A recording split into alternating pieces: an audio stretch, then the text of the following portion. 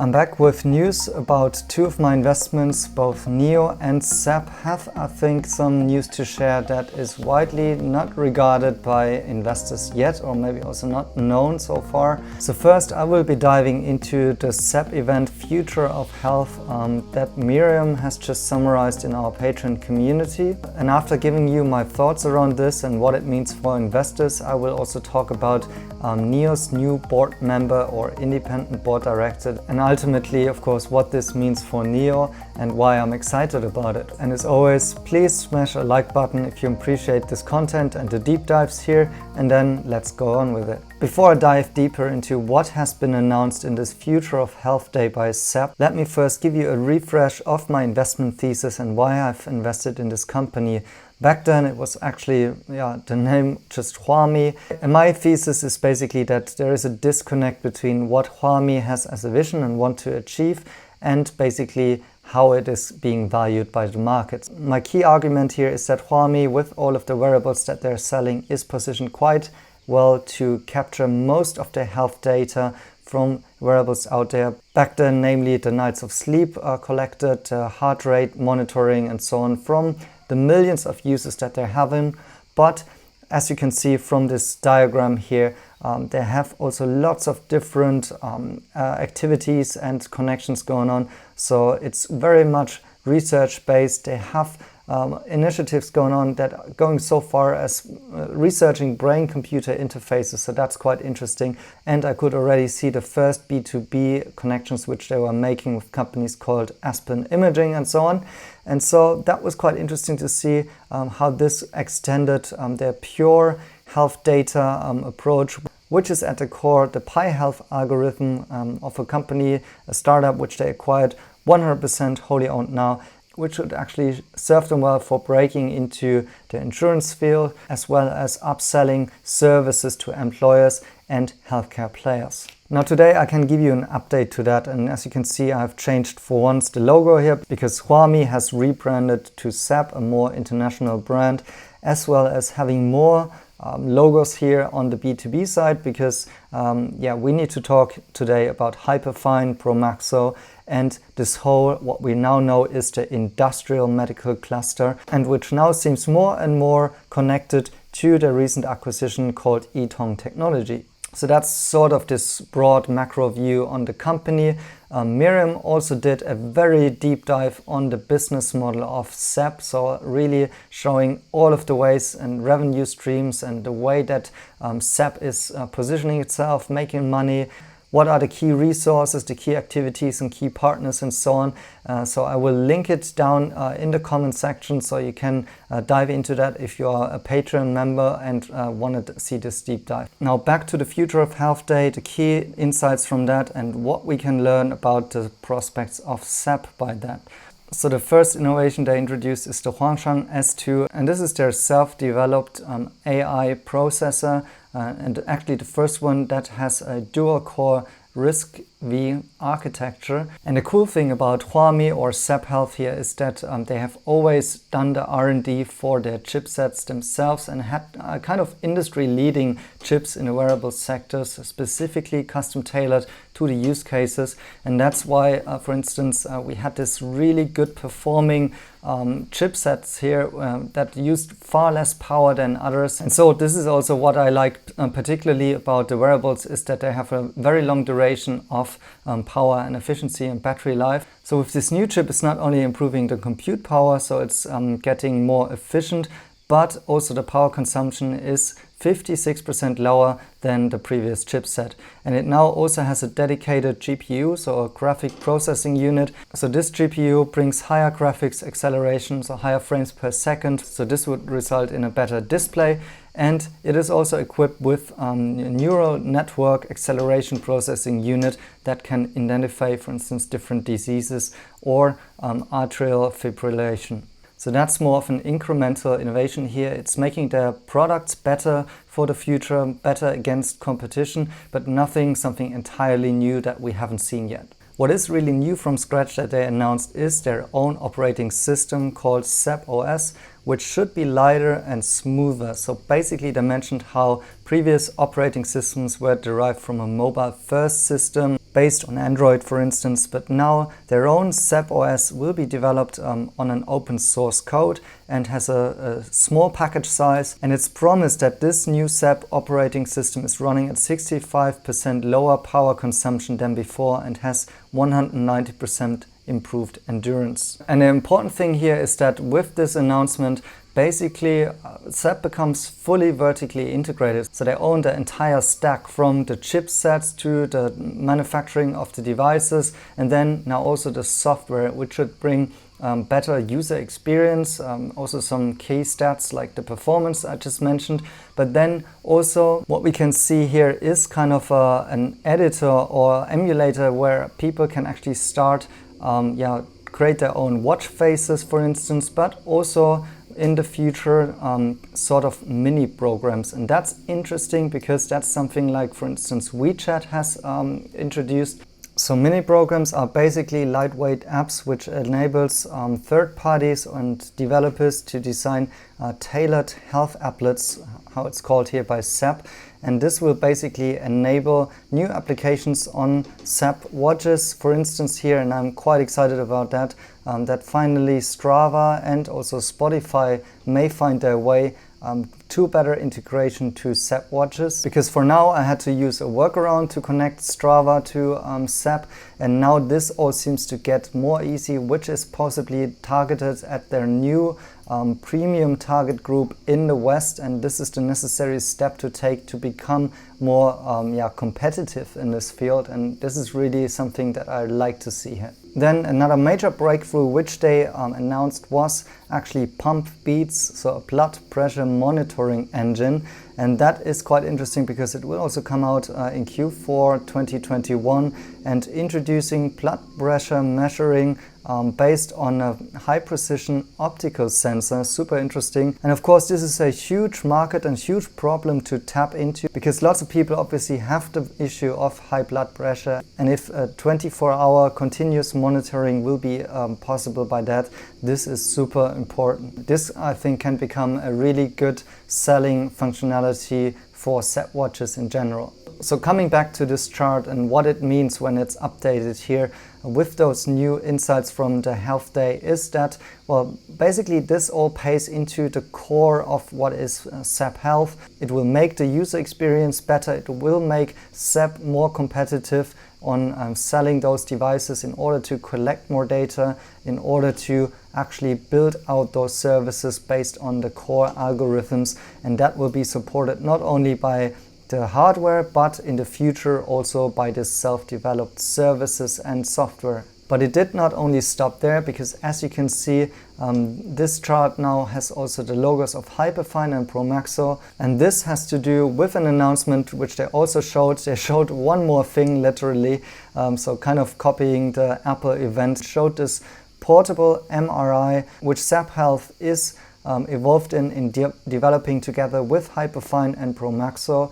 And it's basically the world's first portable MRI that can cover the whole body. And this technology has the prospects of really improving the way MRIs are done, possibly in a faster way. It should be less costly and in a more smart way, because there's also software side of it.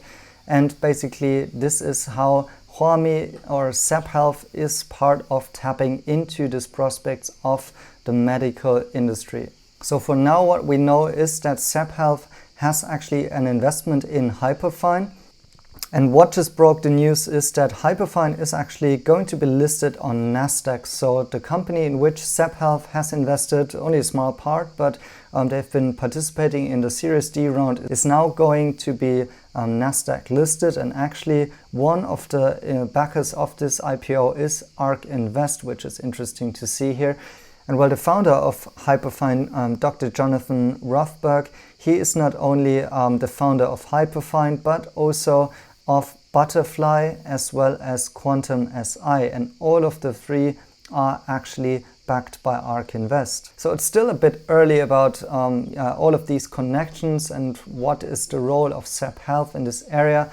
But the fact that they today showed this technology on stage and also talked about it publicly for the first time is, I think, an interesting milestone here, and tells us how serious they are taking also the approach and a jump into this industrial medical area. And it's now also becoming more and more clear what the acquisition of Yitong Technology actually has to do with all of this. So during the event today, they also announced that Yitong is receiving the rights and the licenses by Zepp Health and Huami to produce some of the hardware involving also the chips and so on. And my guess is that they will also be involved in producing and possibly also distributing such kind of technology by Hyperfine in China. So what does it all mean for my investment in Zepp Health and in general the stock price and so on? And well, during the tech sell-off, I have mentioned that I'm not going to touch Zepp Health, I'm not going to sell it, but I'm also not adding to it. I'm having an average cost of around $11 and having quite a big sizable position in Huami there.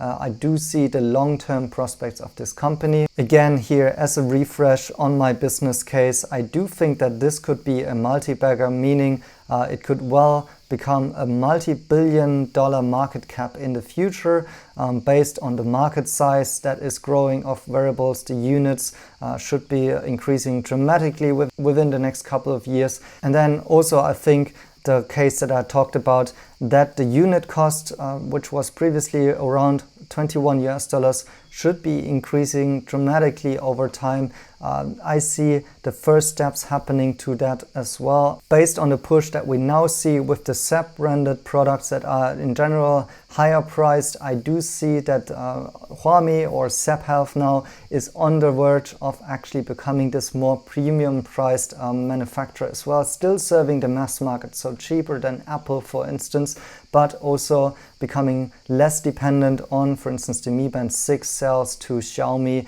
which is kind of currently the cash cow in a way, but the future are definitely the self-branded products like Amazfit and Zepp. And based on that, yes, in my more conservative business case, I think they will be making north of $1 billion in revenues in 2021. And thereby, just with a very low conservative multiple, I think they should actually be valued at $1.4 billion plus. But currently, the market is not in the same views here, unfortunately. And still, I think until 2024, this should be at least a $3 billion stock, possibly closer to $20 billion. So you can see a fairly high growth projection from here in terms of the share price, and that's why I'm basically also holding on to it despite a minus 50%, minus 60% drawdown, because I think, yes, the future of healthcare, like presented by Zepp Health today, is becoming increasingly digital and based on data, and Zepp Health is just kind of really positioned well in this regard. So yes, right now this may not be the first place for investors to look, but I'm confident that this can change over the next couple of years. But of course, Zepp also needs to be successful on the software side and the service businesses side, which so far, frankly, they haven't been. They now have presented more initiatives in this regard, so that's good to see. And if they can deliver on that, then also the markets will recognize that this is not just a manufacturer of goods, but this is in fact a technology company based not only on data but also on software and service. One of the issues around Zepp Health stock is actually that there is a very low trading volume, so there doesn't seem to be much investor interest currently.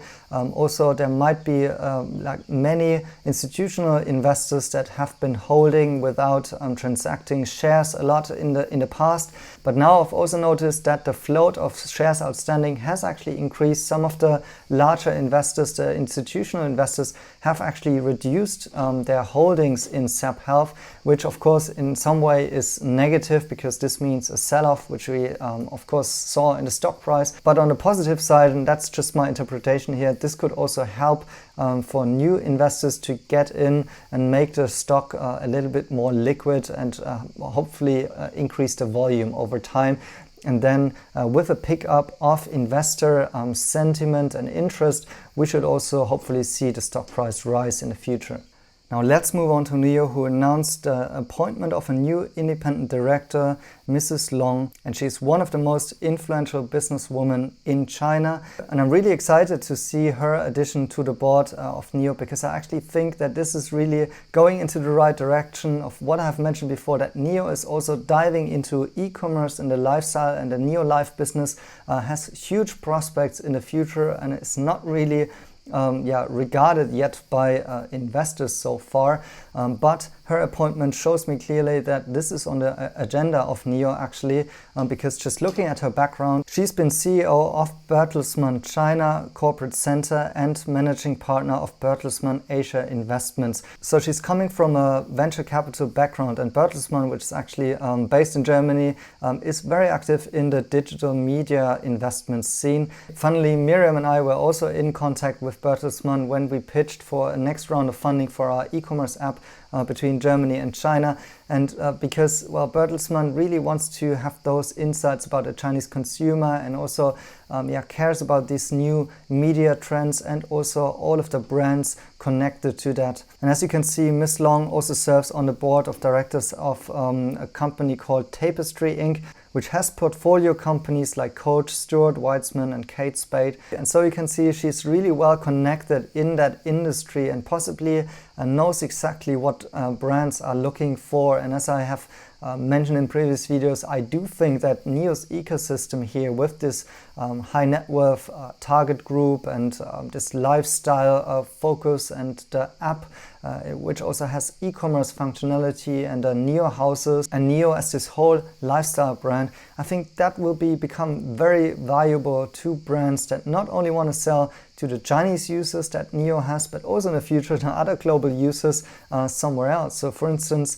as she is active in the venture capital scene, she may have good insights about new Chinese brands that are currently evolving. And so these venture capitalists are looking to where are future target groups for such kind of new trends that are actually evolving out of China. So that's the new trend here, that it's not a Western brand sold into China, but possibly in the future also Chinese brands increasingly going overseas. And then NIO becomes a good platform to that. And I think, with a board member oversight like this, and having their insight and the connections, that will truly serve NIO well in possibly being able to execute on these prospects. So these are the two company news, Zepp Health and NIO. In my views, both of them kind of flying under the radar here in what they mean in the long run for those two companies. And so let me know down in the comments what you think about both, and then see you in the next one.